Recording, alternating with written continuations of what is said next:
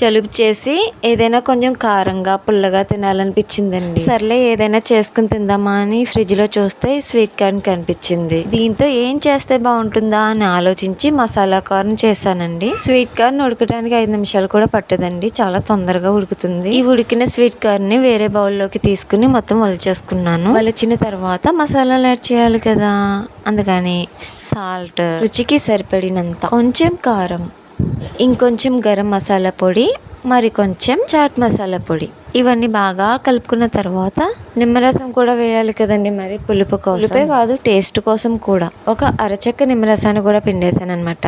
ఇప్పుడు అంతా కూడా బాగా మిక్స్ చేసేసుకున్నాను. అయిపోయింది అనుకుంటారేమో, ఇంకా అవ్వలేదండి. చివరిగా కొంచెం అంటే కొంచెం అక్కడక్కడ పంటికి తగిలేలాగా కొత్తిమీర వేసానండి. మీకు నచ్చకపోతే వద్దులేండి, మీరు స్కిప్ చేసేయచ్చు. కానీ నాకైతే ఈ ఫ్లేవర్స్ అన్ని కలిసి చాలా బాగా నచ్చిందండి. Please like and subscribe. Bye bye.